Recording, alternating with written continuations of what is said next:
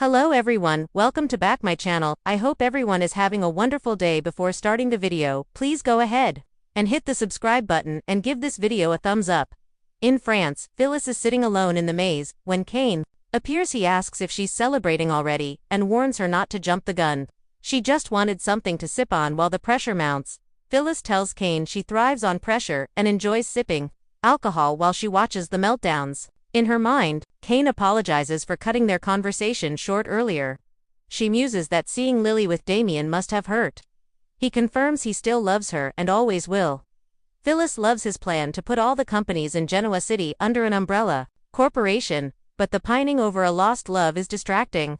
Cain assures her that what he feels for Lily won't interfere with his plans for Genoa City. Phyllis does a recap of Cain and Lily's intense love and how it fell apart. They talk about feeling good when you're together with the kids as a family. Cain explains Lily got upset when he reconnected with Colin and forgave him. Phyllis understands why Lily was upset. She doesn't believe a man like Colin ever repents. Cain argues that he was there and saw it. When his father faced death, he wanted to make amends. He wanted to leave him a legacy of building something, not stealing it. Phyllis snarks that helping him create a fake name was the redemption.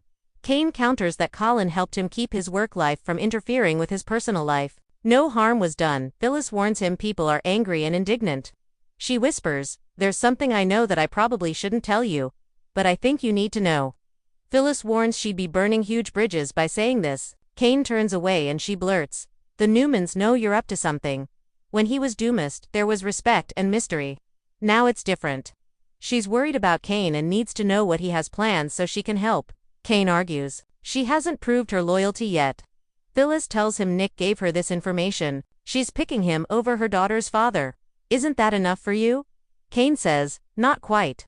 Phyllis asks if Cain wants her to bow to him and get on bended knee. I'm standing here with you, not Nick. Cain's still not convinced. Phyllis will tell him more. They know he's been going to Genoa City and scooping up real estate. He bought Nicky's old divisions. Cain tells her if she can find out how they got that information, it would be worth a great deal. She asks, for you or for me? Nick enlists Sharon's helping a train car. Nick updates Sharon on Adam's visit and his news about Cain's real estate spree. He'll hold him off until they get home. When there's a threat against the family, they stand united. He goes on to say that he spoke with Phyllis and warned her she needed to choose a side. He told her something that makes Cain untrustworthy. Sharon muses that Cain has something to prove. He and Phyllis have a lot in common that way. That kind of thing can bring about all kinds of bad behavior. Nick can only make so much headway with her, but there's someone else who might be able to get through to her. Sharon squints, do you mean me? Nick tells Sharon that Phyllis is determined to learn Cain's secrets. Does she want Phyllis in the line of fire to get in trouble? Sharon didn't save her life for her to ruin it. I will try to see what I can find out. Nick takes her hand. That's all I can ask for. He tells her she has an ability to strip away the noise and get to the core. Sharon laments this trip becoming so convoluted when the place is so lovely. Nick says it's all a sham. Sharon will do what she can to get information. Nick tells her she's the best. Jack erupts on Billy at the beginning of the maze. Billy and Sally are canoodling when Jack and Diane appear. They make small talk about the heat and Billy makes cracks about Cain being behind it. How long until the whole thing explodes? Jack asks Billy if Cain has met with him yet. Billy says he hasn't. Jack hopes he doesn't. He's not keen on Cain investing in Abbott Communications. Everyone knows he wants Chancellor and has expressed no interest in Billy's company. Let's leave it at that.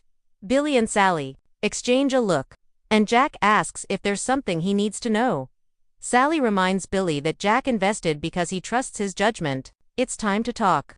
Billy tells his brother he wants to help Cain get Chancellor back from Victor. Jack fumes over this, but Billy can't walk away from this opportunity. He's confident he can convince Cain to do this together. They're both connected to Catherine and Jill. Diane argues that Cain may not be telling the truth. Billy says Jill booted him from the company but never offered it to Cain. That bothers him. Jack fumes that he gave Billy funding for Abbott Communications to give him something to focus on. If he's obsessed with Chancellor, Abbott Communications will flounder. Billy says he has an agreement to put Sally in charge. Jack doesn't mean to insult her, but yells at Billy, "How could you make a decision like that without consulting me first?" Billy reminds him, Chancellor's not a part-time job. Jack hollers that he made this investment in him. Billy says his name will be on it. Sally will just operate the day-to-day. Diane tells Billy that Jack believed he would be running Abbott Communications. She wonders if Sally even has expertise in this area. Sally says she's been a CEO a few times and is confident she's up to the job. Jack hollers at Billy that this wasn't a financial investment for him, it was for his brother. To give him something to focus on after Jill pulled the rug out from under him. He didn't want to see him go dark, that was the point. I didn't do this for Sally. I did this for you. Billy thinks he's just pissed because he didn't consult him. Sally is my pick, Billy declares. He trusts her and Jack should too. If he doesn't, this conversation is over. Jack seethes. I did this for you. For my brother, it was a gift of love and faith. He's throwing it back in his face. Billy doesn't think he has faith in him at all. Jack doesn't trust Kane. He hollers about this new company with their family name on it isn't worth his time. Billy has to prove he's the one to lead Chancellor. Jack screams, prove it to whom? It's the thrill of the whim for him and has to do with his hatred for Victor. Billy points out he hates Victor too. They could finally put that bastard in his place. Sally and Diane intervene. Diane feels it's a moot point. Kane can't take Chancellor from Victor with or without Billy's help. Billy plans to prove her wrong. Jack tells Billy he's being irrational. Billy enthuses that they could take Victor down. How could he not love that? Jack hollers that he can't measure his life by victories over Victor. It's empty and meaningless. It's a mistake, Billy, and it throws your common sense right out the window. Billy expects him to respect his opinion. Jack warns his brother to be careful, he doesn't screw himself out of two companies. Billy asks if he's threatening to pull out of funding Abbott Communications. Sharon and Nick divide and conquer walking through the maze. Sharon and Nick come upon Kane and Phyllis. Kane asks, stroll under the stars. They chat about the heat and Nick lets Kane know they're ready to go back to Genoa City. Kane understands. It has a pull on all of them. Sharon steps aside with Phyllis, and Kane tells Nick he's ready for the next phase of his life. Nick needles about him wanting to divest his holdings.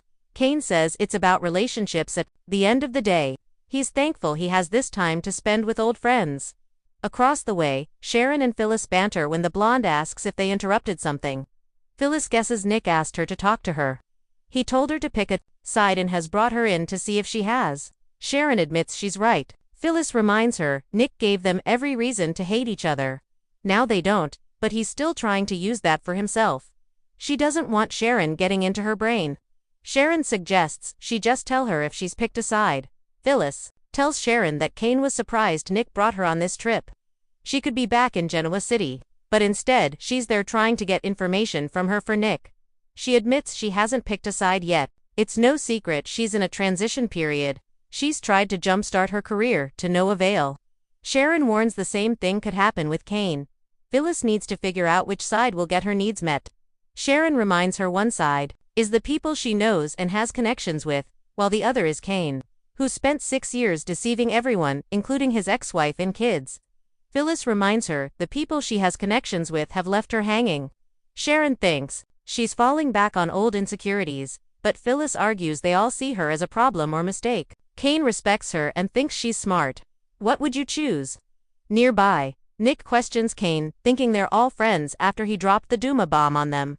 He flew them all out there to prove a point.